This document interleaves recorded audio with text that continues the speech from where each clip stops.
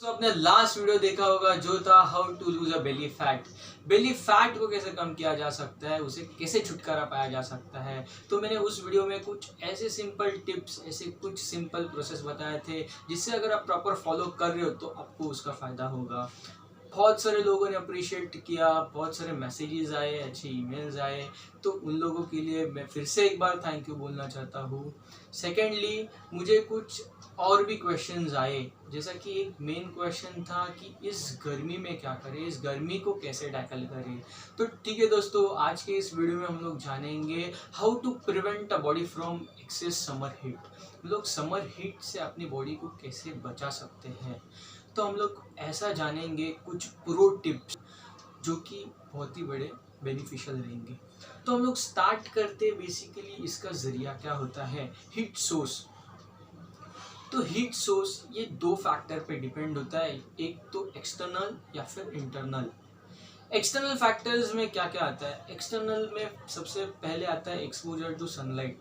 अगर आप ज़्यादा सनलाइट में घूम रहे हो या फिर धूप में अगर आपका घूमना फिरना अगर ज़्यादा है तो ये एक बड़ा फैक्टर हो सकता है हीट का। सेकेंड, अगर आप एक्सेस एक्टिविटी कर रहे हो या फिर एक्सेस वर्कआउट या फिर जो भी अदर एक्सरसाइज है अगर एक्सेस कर रहे हो तो इसमें क्या होता है, एक्सेस स्वेटिंग होता है, एक्सेस आपका एनर्जी लॉस होता है। तो ये एक सेकेंड सोर्स हो सकता है या फिर एक सेकेंड फैक्टर है जिससे आपका हीट राइज होगा। इंटरनल फैक्टर है टोटली बॉडी टेम्परेचर पे डिपेंड है। बॉडी टेम्परेचर अभी होता क्या है, बॉडी टेम्परेचर मतलब अपना एक पर्टिकुलर लिमिट रहता है बॉडी का जो जहाँ तक अपन सस्टेन कर सकते हैं, उसके अगर आगे बढ़ा खुद के बॉडी को बहुत सारे इश्यूज होते हैं। इश्यूज ये सब हीट रिलेटेड रहते हैं। तो ये बेसिकली इंटरनल फैक्टर्स होते क्या हैं। फर्स्ट फैक्टर होता है वो इम्प्रॉपर हाइड्रेशन। सेकेंड फैक्टर आता है स्पाइसी फूड, अगर आप ज़्यादा मसालेदार या फिर चिकन मटन ज़्यादा खा रहे हो तो इससे भी एक मेजर हीट इशू हो सकता है। थर्डली इम्प्रॉपर डाइजेशन, अगर आप प्रॉपर टाइम पे नहीं खा रहे हो तो आपका डाइजेशन प्रॉपर नहीं होगा। डाइजेशन अगर आपका प्रॉपर नहीं है तो आपको हीट की दिक्कत होनी है। फोर्थ आता है इम्प्रॉपर स्लीप, अगर आपका स्लीप पैटर्न डिस्टर्ब है, अगर आप टाइम पे नहीं सो रहे हो तो भी दिक्कत आती है। तो भी ये एक मेजर एक फैक्टर कंसिडर किया जाता है हीट सोर्स का।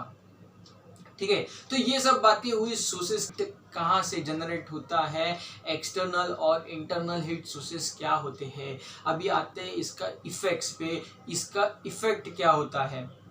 अब बेसिकली हम लोग बोलते हैं कि एक्नेज आए, पिंपल्स आए, तो ये एक मेन सोर्स हो सकता है या फिर ये एक मेन इफेक्ट हो सकता है। सेकेंड, हेडेक, एक्सेस अगर हेडेक है या फिर माउथ अल्सर, मुंह में छाले हो रहे हैं, डायरिया या फिर ओवर स्वेटिंग हो रहा है, हेयर फॉल, हेयर ग्रेइंग या फिर ब्लीडिंग, नाक से वगैरह ब्लीड हो रहा है, तो ये सब इफेक्ट्स है हीट के।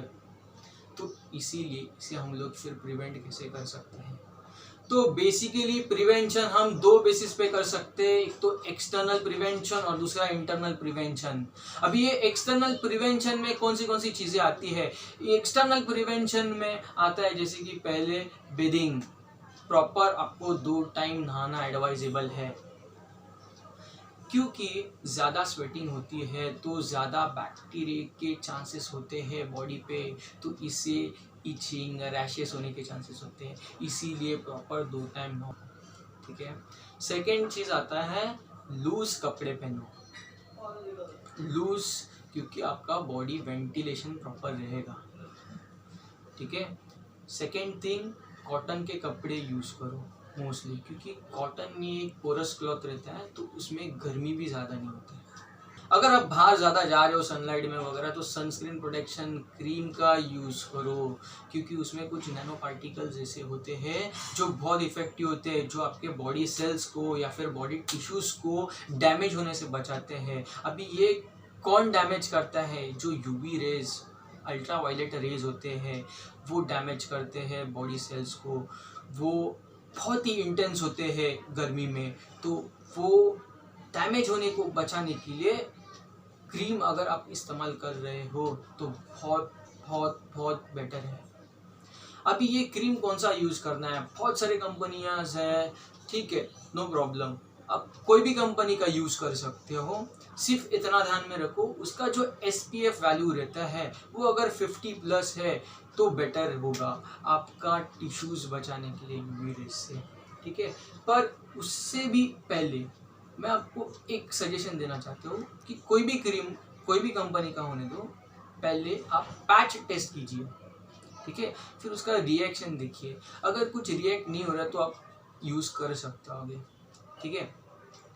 लास्टली आता है मॉइस्चराइज़र। जितना आपको पॉसिबल होगा उतना आप मॉइस्चराइज़र का यूज़ करो। अभी ये हुआ सब एक्सटर्नल प्रिवेंशन। अभी इंटरनल प्रिवेंशन में क्या आता है, इंटरनली अपने को प्रिवेंट रहना है। इंटरनल प्रिवेंट कैसे कर सकते हैं बॉडी को? फर्स्टली प्रॉपर हाइड्रेशन, जितना बॉडी को पानी चाहिए उतना पानी पीना कंपलसरी है।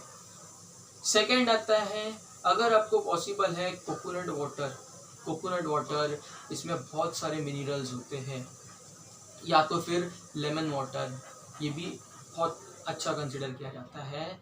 फिर आता है थर्डली, ईट फ्रेश फ्रूट्स में कौन से अभी फ्रेश फ्रूट्स कंसिडर करना चाहिए? तो मोस्टली वाटर कंटेंट फ्रूट्स रहते हैं, जैसे कि वाटरमेलन, मस्क मेलन, ये सब कंसिडर करना चाहिए। फिर फोर्थली सलाद और दही, अगर पॉसिबल है तो लंच और डिनर में सलाद और दही का इंटेक रखो।